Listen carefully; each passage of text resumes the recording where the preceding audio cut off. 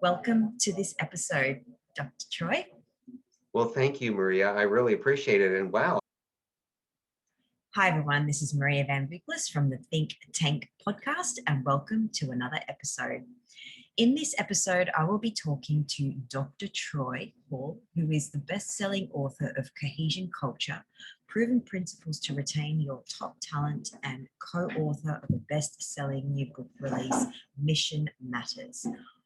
World-leading entrepreneurial Revel, their top tips to success. Dr. Troy was once told he didn't have the talent to write. His mum, Fanny, reminded him, it's not the successes or failures that shape your life, it's how you handle them. With 40 years practical leadership experience and a Ph.D. in Global Leadership and Entrepreneurship, Dr. Troy's passion is helping others to succeed. His consulting and executive coaching sessions have positively impacted organisational leaders around the globe on how to create culture of cohesion to retain their top talent. In this interview, we will be talking about discussing shifting leadership to cohesion rather than acquisition to boost your bottom line. And there isn't any better episode than this, so let's get straight into it. I had no idea you were going to read all those wonderful things that I wrote about myself. Well, you've got a lot of talent, so I wanted to share a snippet of what that might be. So I'm curious to know if you can tell us a lot more about yourself, because there is a lot more about you that there is to share. Well, based on this length of time for the podcast, I'll narrow it down to just a few things. Okay. Okay. So I married my high school sweetheart in 1977. Have 2 children, 6 grandchildren. And Here are some other things about me. I kissed the Blarney Stone at Cork Castle in Ireland. As we were on that way to do that, I looked over at my wife and I said, honey, do you think that if I kiss the stone, I'm going to lose all the Blarney I already have? And so after we had done the event and we were spending a few more days, she patted me on the shoulder and she says, honey, remember that question you asked me at the Blarney Stone? I said, yes. She says, don't worry, your rhetoric is still in place. So kind of gives you an idea of that. I rode a camel in the Middle East, an elephant in Asia, and a hot air balloon in Africa. I fed a koala bear and outran a kangaroo in Australia. Wow. Shopped at a water mall in Thailand without getting out of the boat. Was chased by an albino peacock in France. Now there's an oxymoron, albino peacock, but I have the photos to prove that. I ziplined through the trees in the Caribbean. I've traveled to 45 states in the United States, over 60 countries and 6 continents. Wow, you've been everywhere around the globe. I have really enjoyed so much the opportunities to do that. And it's so unusual that can happen to some degree, because I'm from a very poor family and from a very small town in West Virginia here in the United States. And so it really took a lot of coaching on my mom's part for me to make sure that I wasn't trapped into, that circumstance, that I was able to move beyond.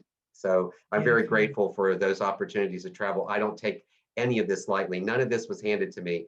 I had to really work and make it happen, much like the individuals who are listening to your podcast. I bet many of them are not individuals who received it on a silver spoon. They've had to work hard at it. And so when you do have an opportunity to share some of those things, you take some pleasure in doing and realizing that, hey, it's not the end of all the success I have, but at least you can say, I've done something. So Absolutely.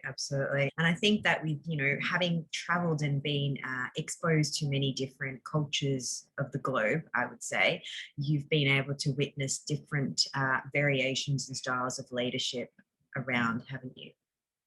Yes, and to some degree, some individuals in different countries I've actually done some coaching work with.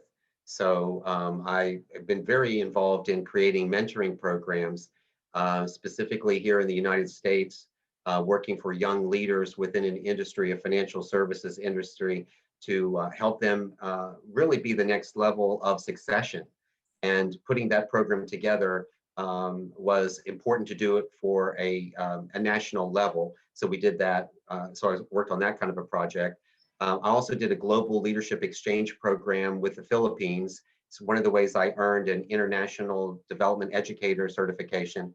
And that particular program was so well received in the South Carolina, where I'm from, that the South Carolina State House of actually produced a resolution in regards to that mentoring program. So teaching, consulting, coaching, that's always been a part of my life. And so those are just some of the things that have come along with that. And being able to see people in different areas in different parts of the country, boy, does it give you a whole new perspective, because your perceptions can be one way, but when you get those perceptions grounded with the origin and the context by which they are set up, it gives you a whole new feel for information that you would have glossed over before, or something that you would have put a judgmental element to that you didn't need to put a judgmental element on at all.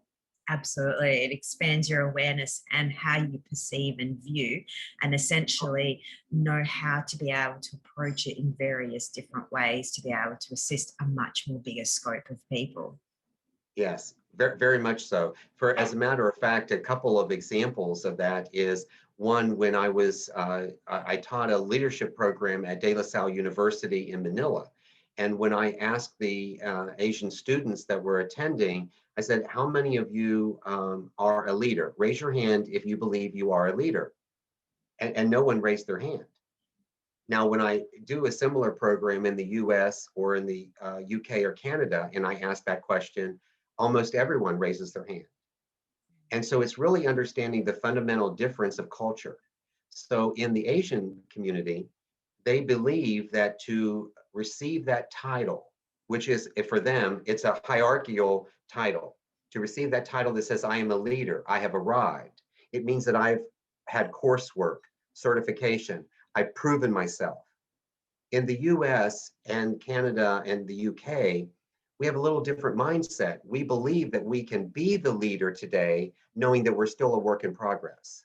And so it didn't mean that one was more humble or less humble than the other. It was a matter of context and perspective. And what's important for leaders is to make sure that they do not apply cultural superiority when they are looking at diversity and inclusion, but they are actually applying cultural relativity, which says that I will make assessments of the culture based on the context and the origin of the rituals, traditions, customs, and norms, symbols, and stories that I hear and that I experience. So it doesn't make one right or wrong. It just means that there is a different perception and a different perspective. And so when you can align those together, then you've got something going. Amazing. So tell me, in your experience, how have you seen leadership change over the years, or even over the last 12 months, let's say, with everything that's happening in the world? Well, one thing for sure is that the conversation about diversity and equity is certainly much more prevalent around the world. The good news is that we're finally getting some traction. Where it may have had some lip service in the past, we now are starting to see where individuals are putting some actions to their words. And that has always been an important aspect in leadership. The chasm between a leader says and a leader does should be very tight together. And when that's tight, it means that there's integrity, that there's honesty, that the individual leader is thinking about others, not necessarily just about themselves. And that is what people look for. In the past, we've been much more tolerant with the distance being greater. We have allowed things like, well, that's the way it's been done before. We didn't listen to the marginalized voices in the conversations that were happening, and really take some opportunity to understand where people may be coming from and their experiences. And so if you take mine, for instance, I came from a very poor white family in West Virginia. And although I had to struggle and work my way, I wasn't marginalized. So my voice was I still had opportunity. I still had people who might listen to me and give me a break. But there were others along that same time frame in that same path that didn't get that. So what I'm hoping today is that we're going to see a little bit more of that activity. We have large companies and large corporations who have said things like, well, we can't get the African American community to apply for jobs. And so therefore they try to say, well, listen, we would hire them if individuals of that culture would come forward. But when you look deeper under the hood, what you recognize is where they're going to actually acquire the individuals doesn't give you the opportunity to get the talent pool that you need. And therefore, you have to start thinking differently about that. And I do believe today that there is a lot less tolerance from people to do that. You know, one of the places where I really saw a big difference was the Me Too movement. The Me Too movement kind of started a little, it was like a little bit of a knock at the door as to what we might be seeing. And then, of course, these areas of Black Lives Matter and moving more into the conversations of social justice has now really become exponential. And organizations, they got to do something about it because people aren't going to tolerate anymore. And that's where I see the difference in the leadership being here. And realistically, it's only been in the last 1 to 2 years. Okay, so what I'm taking from that is that you're saying that there's been a big disconnect in terms of leadership and co-workers, let's say, whereas now people are seeking a much more deeper meaning as to why they should listen, why they should follow, why Right. they should be empowered by this particular leader, or how do leaders actually connect more with their co-workers to be able to empower them, inspire them to be able to do greater impact or even get results within the organization. Is that right? Yes, and so it is one of the things that when I looked at how could I use my PhD research. My research was in global leadership and entrepreneurship, specifically studying group dynamics with cohesion. And one of the things I looked at and saw was that in the marketplace, there was this big disconnect of retaining talent. There was a lot of conversation about how you acquire the talent, tips and techniques for that, and where you might seek for people, and then what the onboarding or the training experience would be. But there was not as much literature and conversation around retaining. So in the cohesion culture, there are three primary elements of the strategic framework, and they're belonging, value, and mutual commitment.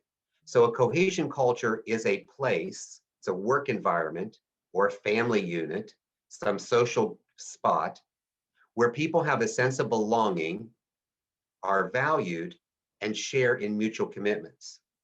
And when you think and unwrap that, that conversation I was talking about 2 years ago before we had these other conversations regarding diversity and inclusion.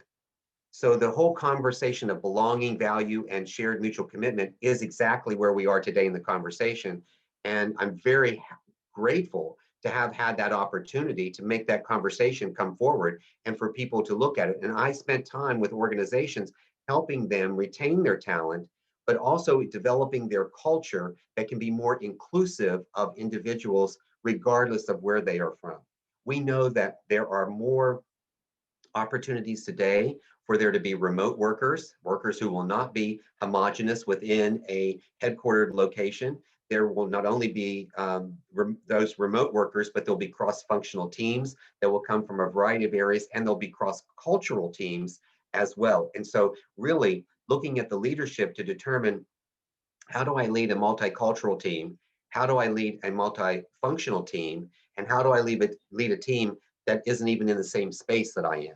And so those become some of the new dynamics. And the Cohesion Culture program allows those organizations to be able to make some sense of it, because you take the strategic framework, lay it over top of the organization, and then work on those three components to build those components. And then you'll have your culture for your organization that not only will retain talent, but also will appeal to the diversity and equity needs that the organization should have in place.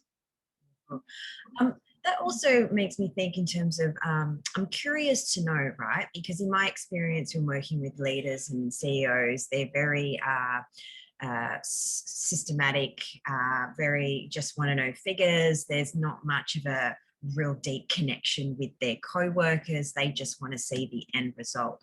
So I'm just wondering, in terms of when, in your experience, when you worked with individuals in those particular roles, did you come across any sort of challenges in terms of shifting their thinking in creating those deeper connections and looking at the facts and figures, let's say, or was that quite easy to do with those sort of individuals? Okay, so anytime you're dealing with an individual's mindset, it's never easy Yeah. because you're dealing with the difference between will and skill. So you have many CEOs that have got great skills, but their will in regards to what they might think about the employee, they sometimes aren't up to the rigor. They're not up to the discipline that it takes because again, they want to see this really hard, tangible result. Well, the good news about cohesion, when I have an opportunity to work with these leaders and we can get into a good discussion about it, we're able to really bring forward some really important pieces of information. First of all, here's this. 63% of all employees in an organization today are seeking growth, development, and advancement. So if you're not putting that in place in your organization, then you are sending those individuals elsewhere to find it, and they will go somewhere else to find it. When you think about the millennial generation, and they received such a terrible moniker that they were, they laid on the couch, they were lazy, they weren't loyal. No, those individuals were beginning the trend of saying, I need to know that I have a future. I'm not relying on this company any longer to be in business for 50, 60, 70 years because in my lifetime, I've seen those companies fail. And so I need to know, is there a growth and development opportunity for me? Those individuals never said, I want to be the CEO today. They've simply said, is there growth, development, and opportunity for me? The one thing about cohesion that also gets the attention of CEOs, whether those CEOs have been CFOs or not, is when I explain to them a couple of things. It takes upwards of 25% of a salary to replace the organizational intelligence that an individual takes out the door when they leave. That does not include the cost on top of recruiting a new person, onboarding that new person, and teaching them some of the systems and policies and procedures. But what that person walked out the door with, that 25% of their salary, so on a $60,000 US salary, that's 15,000 US dollars. That is technically has been calculated through research to say that's the value that you're missing. And in that value, what you sometimes don't think about, because it's not a hard cost, it's more of an opportunity cost, is that I know something about the systems that this new person won't know. I know how to work around it. I know the people, I know the personalities of the people, so I know who to get to very quickly to resolve something. I don't have to spin my wheels for days and days trying to figure something out. I also know something about my clients or about the company's clients that can be helpful in making specific decisions to do that. I also know the policies and procedures, so you don't have to come around behind me and correct me all the time. That's the value that you lose when you don't spend time considering and working on retaining your talent. Now, you're not going to do it 100%. There isn't anything that's perfect. But the reason that, and the other factor that also comes into play here is this, that studies have revealed that up to 50% of the increase of a team's productivity and creativity is a direct result of them working as a cohesive unit. So you take those factors and you work that together, and you can start to see where those costs will be. And so you go, well, okay, that's really great, Troy, but how do I really know that this cohesion really matters? Because it is a causal phenomenon. Cohesion is causal, it's not correlational. And so often CEOs want to take correlational data and actually predict behavior. Correlational data does not predict behavior. Correlational data only gives you a statistical probability of the relationship between two objects. Either there is a close relationship or there isn't. When you have cause and effect or causal phenomena, such as cohesion, cohesion causes performance. It causes performance every single time it happens. You can have some performance without cohesion, but you won't get the lift unless the team is working harmoniously together, that they feel like they belong to it, that there's a part of something that's bigger than them. And their value, meaning that what I'm doing has meaningful work and I will contribute. I go the extra mile. I do something extra. It's the loyalty that they're looking for. And that comes not only when the person is valued from a respect or a treatment perspective, but also, am I doing something that matters? Everybody is searching for a job where it makes a difference. It doesn't even matter if you have to work to pay your bills. You still, in the back of your mind, dream, can this job be the job that I could love and that I could like, as opposed to I just have to go fit in and clock out. So putting all that together, it helps the leader understand these are hard dollars. So if you can get cohesion in your organization, and we can study for it, we can test for it, we can determine, we can benchmark it, then you can look at the things you need to do to really enhance that relationship. All of those monies are going to come back tenfold to the organization. So it does require the CEO to have an open mind, because everything rolls from the CEO down within most organizations, regardless of whether they are a strict horizontal or whether they are a vertical. I mean, it doesn't matter either way. It still requires the CEO to be on board. So you mentioned about in terms of cohesiveness and people seeking cohesiveness and requires a level of awareness. And you did mention that just previously, but I'm curious to know what qualities are people seeking nowadays? Now, this might be a generalization in terms of each individual might have their own theme, but what are some common themes that you have seen that people are seeking to create that cohesiveness in leadership? So there's two ways I can look at it. So first of all, from the individual perspective, I always believe that the leader has to get it right first, because the leader is the one who is supposedly providing the vision and the direction for the organization. And specifically, the CEO makes or breaks policies and procedures, just with their voice or with the action of a pen. So it really is important for that. So the first thing is you focus on the individual leader. And so there are 7 attributes of an effective leader of cohesion. And it is first begins with teachable. If the individual is not teachable, then these other attributes might be nice. They'll be check boxes, but they're not going to relate to each other in the same way. Being teachable says that your mind is open to new ideas, to new ways of thinking. And going back to my discussion earlier about cultures, when an individual leader is non-teachable, more than likely they are producing ethnocentric thinking, which is a fancy term for saying what I do, what I know is the best. And everything I do will be judged by that.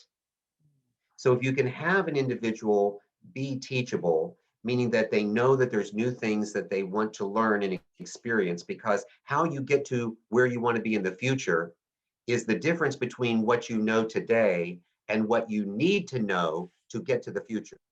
It's not based on what you already knew.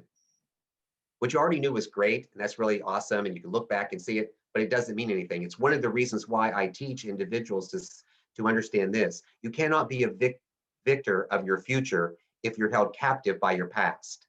So if you're constantly looking backward, if you're constantly being held back, so if you think about my situation, how could I possibly be where I am today if my mother had not instilled with me the fact that my future was going to be destined based on actions and choices that I made? She told me that my character would be defined by choices, not circumstance. We were poor by circumstance, not by choice. So do you have an opportunity to do something different? Absolutely. So you have the will to be teachable. With that then comes things like I show compassion. I extend grace. I seek the truth. I practice humility. I exhibit a purity of heart, and I make peace. And all 7 of those items coming together form an ideal leader. Now, the great news of that, Maria, is this: everyone is a leader. If you answer a question, if you provide any kind of instruction to someone, if you are the subject matter expert, if you are in charge of a product, if you answer questions for anybody, you form, there's a leadership piece that comes with that. So part of this teaching within these organizations is to understand that, that first of all, you got to be teachable. Second thing, you have to agree everyone's a leader, regardless of your title, time on the job, or your task at hand. And then you have to view leadership from the lenses of a CEO. You want individuals in the organization to be thinking like this is their company. What choices will they make that would impact the positive bottom line of the organization? Will I just casually spend money on supplies, or will I think twice before I do it? So again, it's about creating that concept around that. So looking at that, that's one thing that impacts it. The other thing is to make sure that organizations understand that their HR practices and strategies are going to evolve around 4 characteristics that are common in the marketplace today for individuals who are coming into work. This is your workforce. The first one is entrepreneurial spirit. Does your organization provide an autonomy for an individual to work that they can kind of consider themselves to be an entrepreneur or an entrepreneur within the organization? So it's a model of having that entrepreneurial thought processes occur within it. So again, if you've matched that with my previous comment that the CEO thought process, you view leadership through the lens of the CEO and the entrepreneurial spirit, those go hand in hand. The next characteristic in the marketplace is collaboration. People want to collaborate. They want to work together. Oh, that's really great for belonging, right? Because we all want to belong. For the most part, we do want to get along with other people. We want to do things with others. I mean, there can be anomalies where individuals simply want to be alone or they don't want to be with someone, but that's not exactly what really happens. Most of us want to cohabitate or be with someone, even if we're an introvert. Being an introvert doesn't mean I want to be by myself. It's just how I express myself. So it has nothing to do with being alone. So then you have the next characteristic, which is purpose and drive. Individuals want purpose. They want to know that what they do matters. Well, now there's where the value comes in when I've talked about one of the strategic frameworks of the cohesion culture. This value, this meaningful work, this purpose. People go so far to seek the purpose that they sometimes will look to the universe, they will look to a higher power, they will look to a colleague, friend, parent, some authority figure. Sometimes they look to themselves. And in that conversation, regardless of which way you look at it, you are still seeking meaning for why you're here and what you're supposed to do. And when you can then take and create purpose for people, you unleash passion. So often you've heard individuals say, oh, I really want people who are passionate. And I go, well, passionate about what?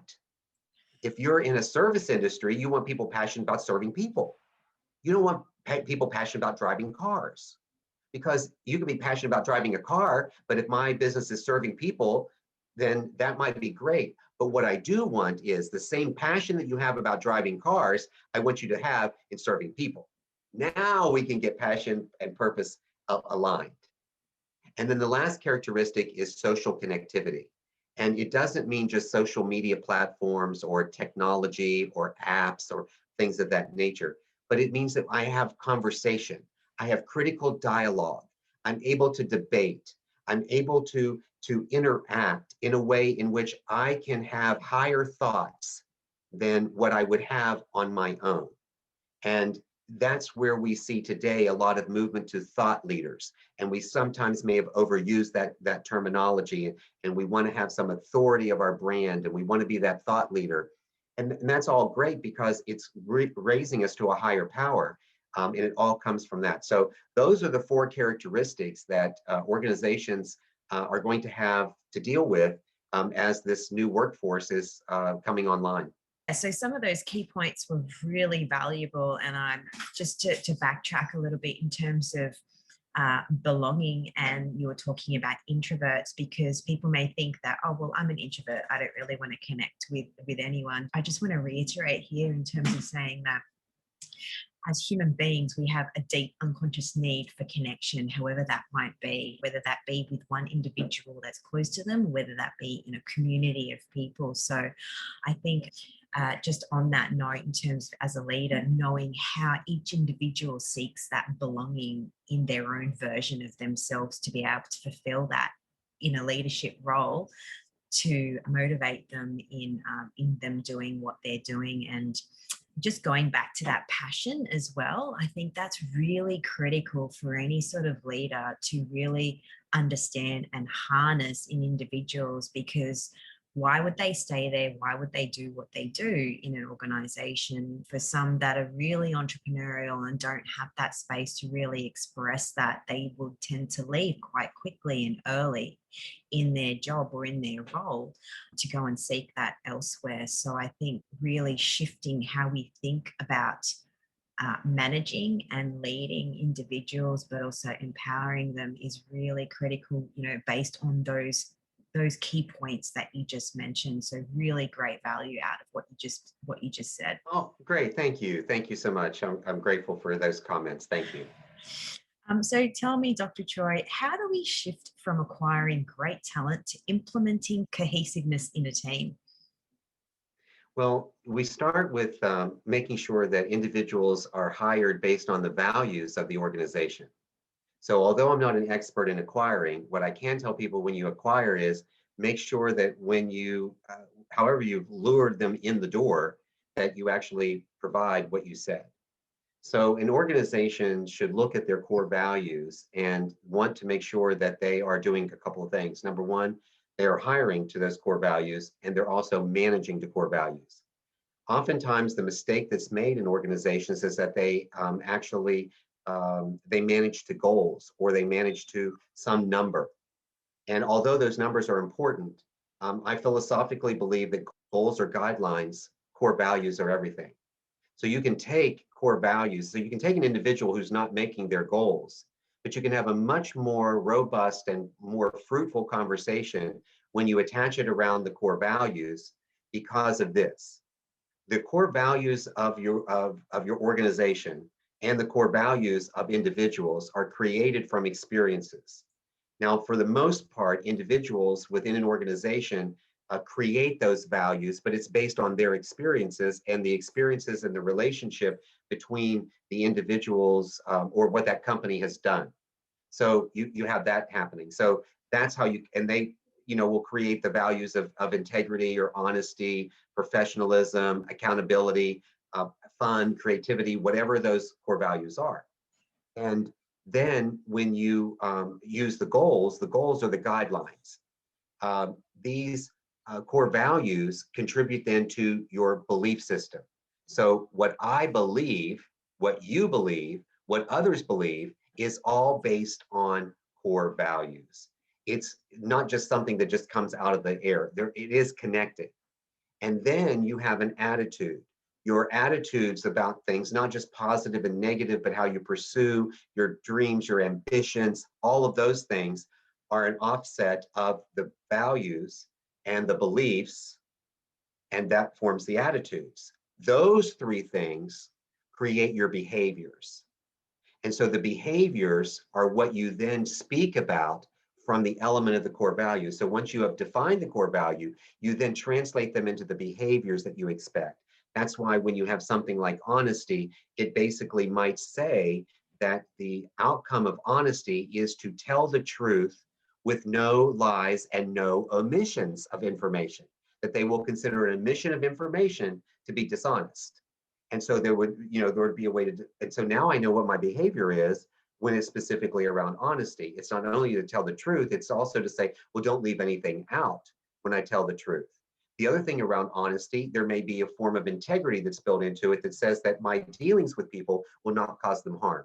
Yeah. So I now know that's my behavior, right? That if I'm going to make a decision that harms someone else, or we might even go further and say that the behavior of honesty is that I will not put myself above someone else. So I will not profit first before someone else profits. I can profit with, but not first in a standalone position. Those are the ways in which you exhibit behavior. So now you have this. So then when you want to talk about goals, and I'm going to give people a little coaching here in how this works. So not all the steps, but in essence, Their conversation is not around, well, Maria, you didn't achieve X number of widgets today. The question would be, Maria, tell me about your work and tell me a little bit about what you've accomplished. So you start with this open-ended question, get you to talk, tell me some information. And then as you talk, I have an opportunity to listen to determine whether what I'm hearing back is skill or will. So do you desire to do the goals that you agreed to within the organization? Do you have the ability to do it? If it's you don't have the ability, the conversation is easy. Let's get you the training, because the leader's responsibility is to motivate, influence, and enable others to succeed. And in enabling others, the primary purpose is to give you the resources you need and to remove the barriers that keep you from doing the job. So if I have that. But if your conversation is more of one like, well, and you have all these excuses as to why this is not happening, you can focus on core values of honesty. We'll just use that one.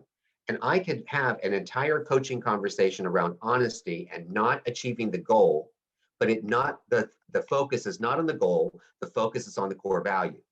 When the organization makes that type of change and they move themselves from the numbers, the transactional aspect, they then open up transformative concepts, transformative principles, transformative behaviors, and a transformative mindset, because now you are focusing on the relationship that the individual has to whatever is happening or whatever they're doing, and not just to accomplishing the task themselves. Because people then feel beat up. I can't accomplish this task. I can't do it. But if we look at it and we say honesty, and I say, Maria, when I spoke to you, you told me that that was an acceptable goal. You said that was okay for you. Now you're telling me all these reasons why you can't do it. Are you leaving something out? Have you given an omission? If you have, you realize that's not part of our core values of honesty. And all of a sudden, it changes the whole conversation. That when I said, look, you were supposed to get 10 widgets and you only got 7. And then all of a sudden, we spend all this time talking about a widget. And who cares about a widget? What I care about is whether or not you have the behaviors to perform to get the 10 widgets. That's what really matters. So just one little example as to how that may work. Absolutely, definitely. Core values is something that, from an NLP perspective, we definitely focus on creating corporate alignment. I'm curious to know from your perspective in terms of what would happen if you get someone that isn't aligned to those core values in the organisation, and how to be able to lead them or to solve that problem in creating the cohesiveness within the team? So well, the first thing is unfortunately, we have to call it like it is. One of two things happened. Either the recruiting team did not do a proper assessment of the individual, or the individual did not represent themselves truthfully during the process. So when you find that happens, many organizations put in some things like, they have a 60-day, separation, no harm, no foul. So there's a trial period that can actually occur. But if the conversations are right from the beginning, then the individuals that come in should be the top talent. If you're recruiting, and again, all the data tells me that organizations spend an inordinate amount of money bringing people into the organization. And so if they're just doing it for the sake of, well, I have an opening, but if you keep having an opening, I would be asking my question, why do I keep having that opening? And I would also want to know if that opening is with the same supervisor, then I would want to know, why is that happening? So one of the things that I do is I look at retention within the organization and say, tell me where your turnover is. Are you tracking turnover? Are you keeping, what's your data around that? What does that look like? And that can help us maybe pinpoint where there may be some areas. I'm also doing a cultural assessment. I do a cultural assessment, which creates a benchmark for the organization. And then we look at the practices. And then over a period of time, typically a year, I can go back to that same test group and resurvey them and determine if there was a lift based on all the activities that were done. So I really think that it boils down to then what happens if you're saddled with the individual. So let's say that the recruiting team or your acquisition team, they didn't really do a great job. Sometimes that happens, or the person misrepresented themselves. That didn't happen. I think the organization needs to decide whether how long they want to put up with it. So in some organizations I've worked with, they have a policy that allows the training staff to actually make a recommendation to the hiring manager when they go through the training, whether that person should stay on board or not, based on what they're experiencing in the day-to-day. I've had people attend onboarding experiences where they're checking their phone, opening up their mail while the CEO or while some executive is doing a presentation in front of the room. That's your first sign. I don't know you need much more information other than that. That person is not right for you. Something happened. There was some disconnect. Yeah, absolutely. And I think that it's not really what's happening at the bottom of the, say, the tree, but what's happening at the top of the tree that can really make an impact on the bottom lines. I think most people really focus on what's happening at the bottom as the employee, co-working, colleague level, rather than what's happening in leadership at the top that's causing Exactly. that, or they're not actually aware or seeing where the holes are, in a sense. And it's a shame because it's the leader's responsibility to do that. The senior most leaders of the organization. There are three things that have to be present in an organization to have a very good, strong culture. So for me, part of what I put out there is to say is this. Here are the three things. Number one, you got to have honesty at all levels in the organization. I don't care. You can use the word integrity if you want, but I'm telling you, it boils down to honesty.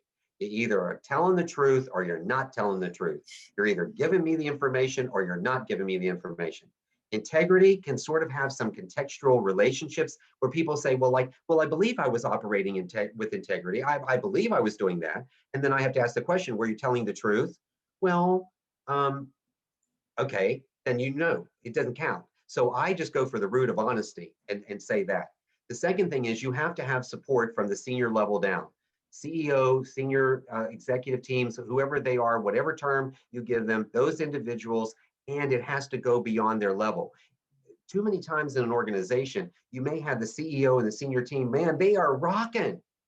And the people at the bottom, or the people who are coming in, we say bottom, and I don't really mean that like, they're, cast down there, but I'm just saying individuals in that baseline of the organization are wondering, well, what happened? Because the connection between the senior person and them is this middle management, and this middle management has no clue what's going on.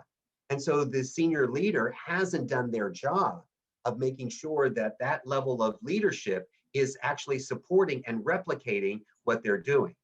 And how they do that is that they make sure that what they do is appropriate for every person in the organization to live it, breathe it, and own it. And so you have honesty, you have senior leadership support, and you have a concept that permeates the entire organization for live it, breathe it, and own it. Those are the three things. And if you have those present, specifically when I build a cohesion culture, then you are going to have that type of a culture. And the other thing I want to also mention this is, sometimes maybe your listeners are listening to this and they're thinking like, well, he's saying that all organizations are the same. He goes in and makes them all the same. No, we have the framework. And I'm going to give you a very simple example, and I'm going to ask you to play along with me. So the first thing I'm going to ask you is, have you ever had chocolate cake? Yes. Have you? Okay. Have you had more than one piece of chocolate cake? Yes. Okay. All right. But I'm not going to ask you if you've had more than one piece at the same time. So I won't say that. So when you've had these two pieces of chocolate cake and they've been at different times, do they taste exactly the same? No. No.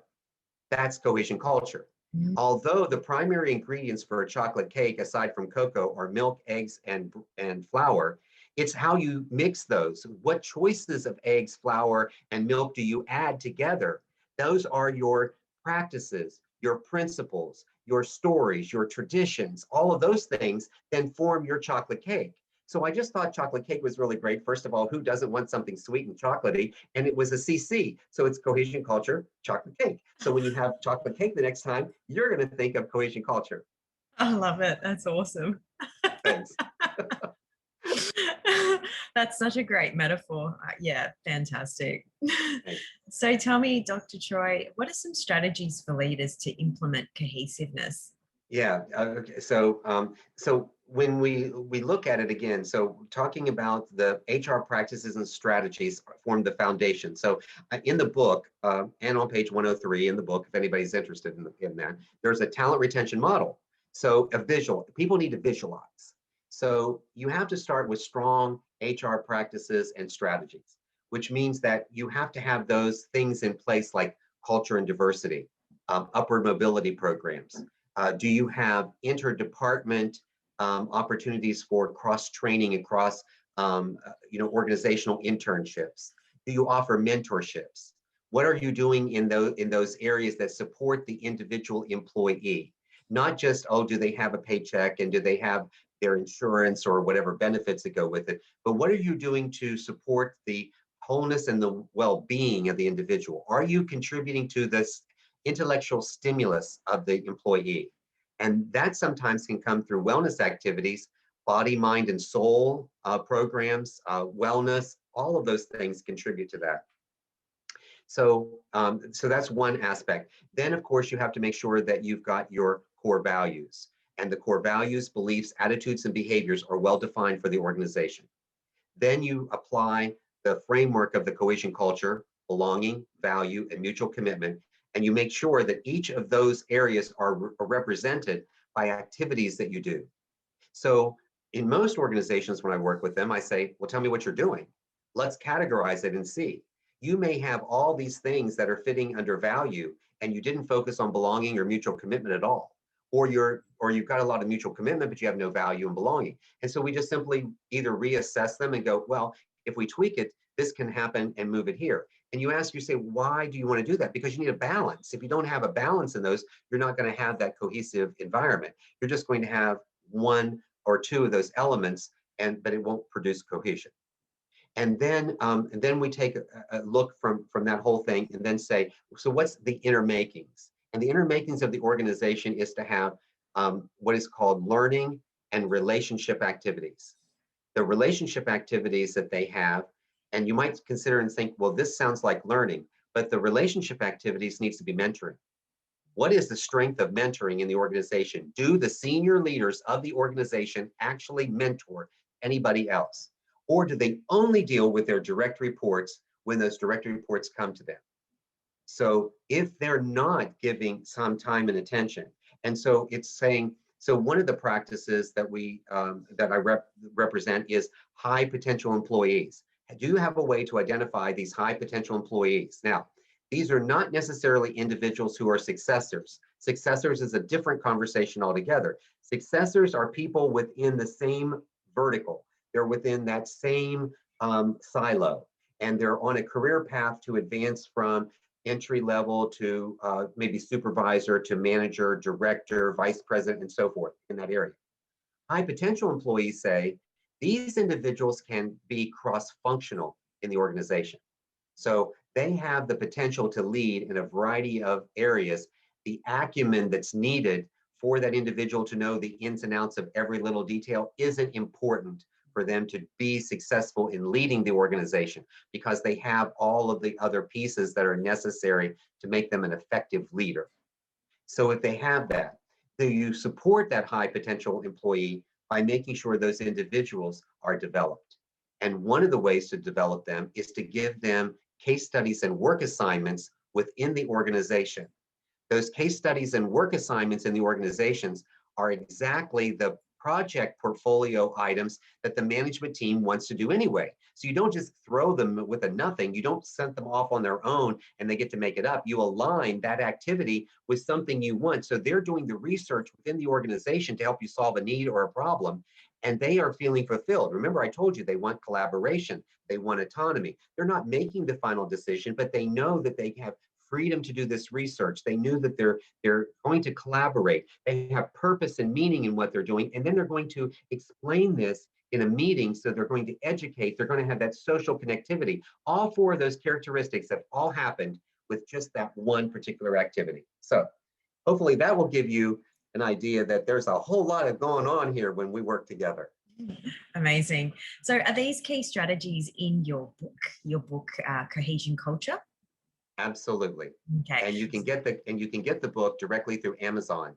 You can Beautiful. also go to my web page, drtroyhall.com/book, and you have a link there that will actually allow you to purchase it. I do think you can order it from some local bookstores as well. They'll place an order in, but Amazon will technically get it to you the very fastest. Fantastic. I'll put the link in the show notes for any of the listeners that are wanting to purchase your book, Cohesion Culture: Proven Principles to Retain Your Talent, Top Talent, and you also have a co-author book.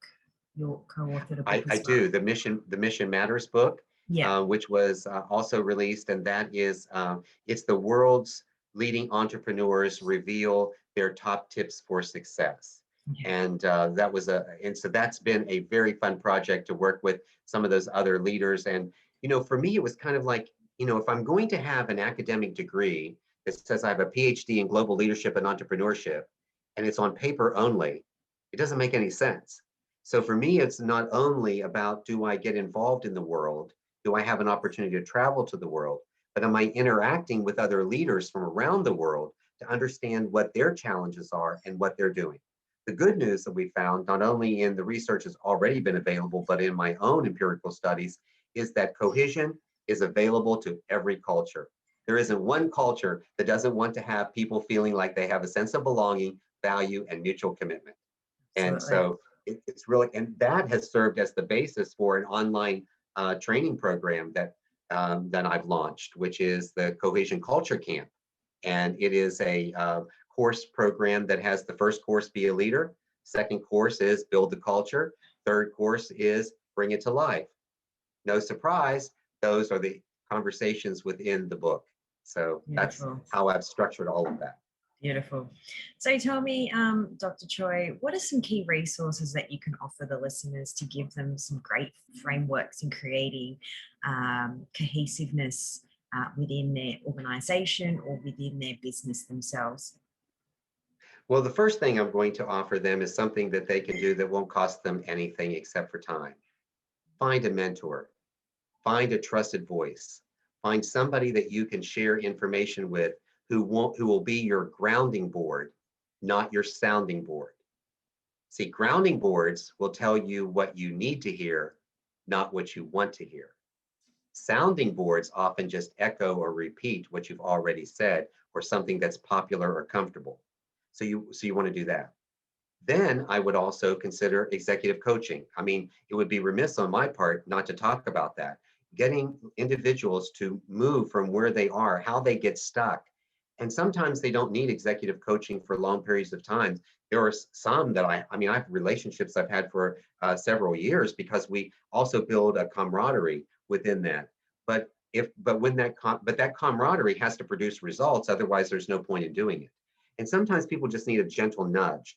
And so having an individual who will listen to them, who will hear things that they say that stops them from moving forward, that would be one.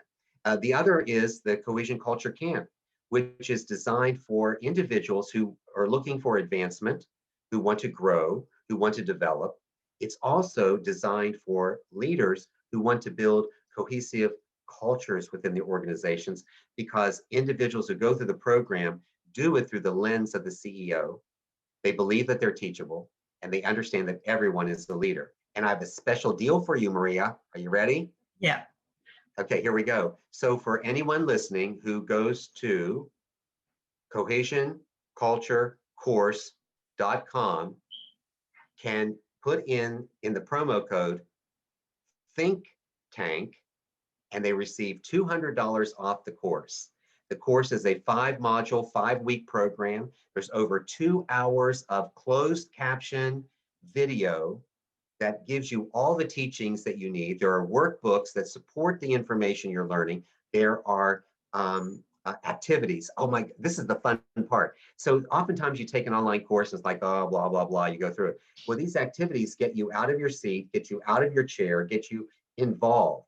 And because we've done them on video and we give you the instruction sheet, you get to apply that the very next day with your company or your business, because you can now create a team bonding and a team building activity that actually has meaning, and you understand what the connection is and how you're going to get out of it. We give you debriefing tips and all of that.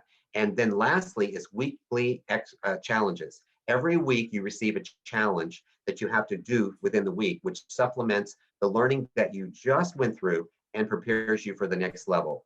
And the course is set up so that on day one, you have access to the first module, intro, home, and a special section we call backpack. And that's where you get all these resources that can help you out.